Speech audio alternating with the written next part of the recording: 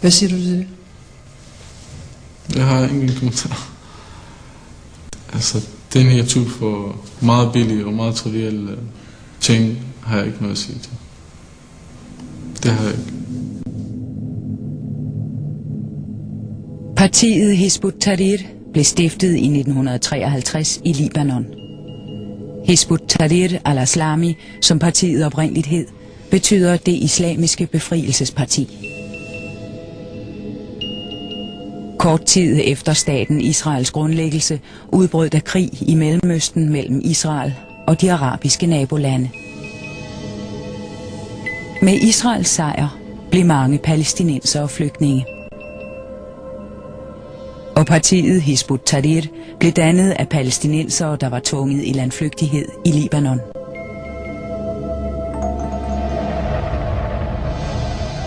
Hizb ut-Tahrir kalder sig et intellektuelt parti, i modsætning til de erklærede militante islamiske partier, men tiltrækker også unge, rodløse muslimer fra belastede miljøer.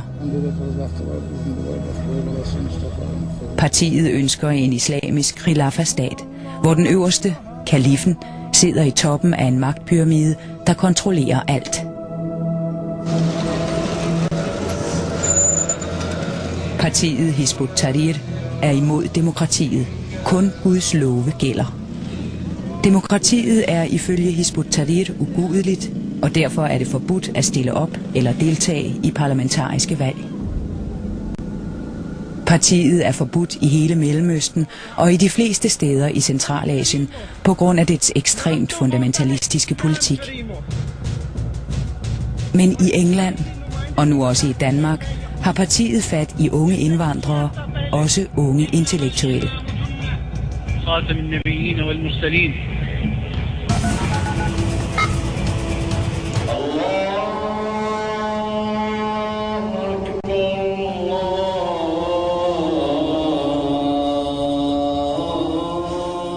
Moskeen i Regent's Park i London er den største og rigeste moské i England, og samlingsstedet for muslimer i London. Hver fredag kommer der tusinder af Londons muslimer til fredagsbøn.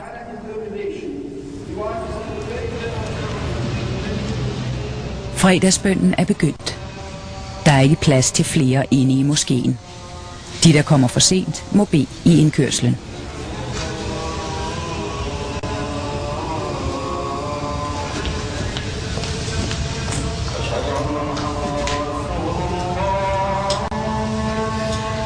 Manden i kørestolen, der kommer sammen med sin søn, er Farid Qasem.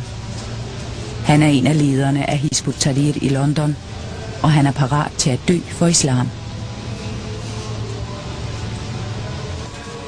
وأعدوا لهم ما استطعتم من قوة ورباط الخيل ترهبون به عدو الله وعدوكم, which means prepare yourselves. This is the words of the creator of Allah. Prepare yourselves with the power and ribat al-khayl, which is horses and steeds, so that you might terrorize, strike fear into the enemy of Allah and your enemy. Every Muslim, his greatest honor is to die for Islam, that's for sure. So how far would you go? All the way.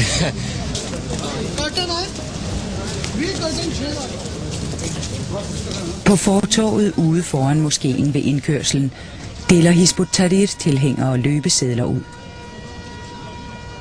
De må ikke dele løbesedler ud på moskeens område, for moskeen tager stærkt afstand fra Hizb ut-Tahrirs holdninger.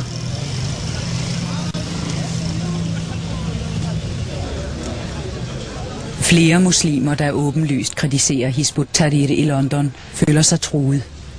En af dem er Ali Nurisadeh. Han er muslim og journalist og arbejder på Center for Arabisk-Iranske Studier i London, og hans kontor bliver af samme grund overvåget af den engelske sikkerhedstjeneste. I can't go to Regent's Park Mosque because I know if I am going there I would be beaten by them because I talk loudly about them. So even in UK, I am as a Muslim, intellectual and liberal-minded man, I am threatened by them. I myself escaped from a revolution who came to my country and destroyed everything and gave me nothing instead. And now I feel that even I'm threatened here.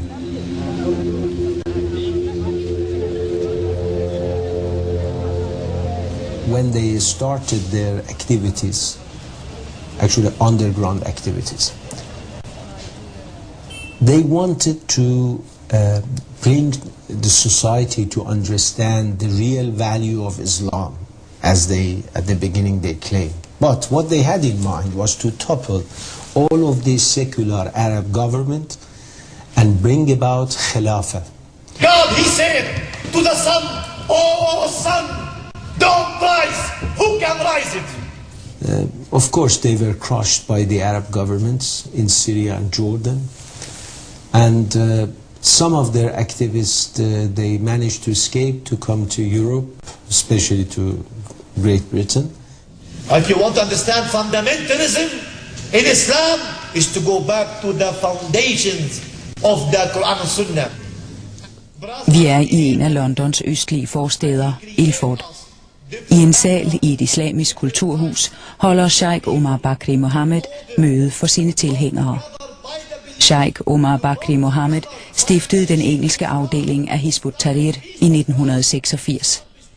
The way now you feel the presence of Hizb ut-Tahrir in Copenhagen, and the way you concern and have a fear from Hizb ut-Tahrir, I think show you Hizb ut-Tahrir is succeed to put his point across to society. People like Mr. Omar Bakri Mohammed could be very dangerous by giving the wrong idea to these youngsters, by talking about the big crusade against the whole Western civilization. When they are talking about Khilafah, they are saying that Khilafah should be raised all over the place. Because that's called law and order in society. So even in Britain, Et netkamera er placeret foran Sheikh Omar Bakri Mohammed, så hans tilhængere kan følge ham på nettet. Hizb ut-Tahrir lægger ikke skjul på, hverken på internettet, på løbesedler eller offentligt, at de er antidemokrater. Demokratiet er opfundet af mennesket og strider mod Guds vilje. so the only way you can stop us by give up your democracy. If you give up democracy and freedom of speech and start to stop us and ban us the way you start to do, that's the way you can stop us. But that means we succeed to say to the people, you see, democracy, hypocrisy, we always said so, because I don't believe in democracy. Ikke så langt fra det islamiske kulturhus i Ilford mødes en lille gruppe muslimske mænd hver uge. Inayat Bunglawala og hans venner er demokratiske muslimer. De går ind for fuld integration af muslimer i det vestlige samfund, og de har kendt partiet Hizb ut-Tahrir fra deres universitetstid, hvor partiet prøvede at rekruttere dem. Det kom til flere sammenstød på universiteterne mellem studenter og medlemmer af Hizb ut-Tahrir i 90'erne, og til sidst blev partiet forbudt som studenterorganisation. How were their methods? Very aggressive in terms of verbally, very dedicated, very ideologically committed, you know, very convinced that they know what is the right way, and very persistent. We did succeed to control over 55 universities and colleges in the UK. We did control Islamic societies. Now, Union of Jewish Students start to attack us on the basis that we are anti-Israel. So they start to say you are anti-Semitic. They banned that society. So we changed. We have another one. We established there, you know, Islamic Heritage Society. So you are still there? Of course, but we changed our name. I London var det ikke svært for os at få lov til at interviewe Sheikh Omar Bakri Mohammed. Men i Danmark har det været næsten umuligt for pressen at komme i kontakt med Hizb ut-Tahrir. Betingelserne for, at Fadi Abdulatif, talsmanden for Hizb ut-Tahrir i Danmark, stillede op, var mange.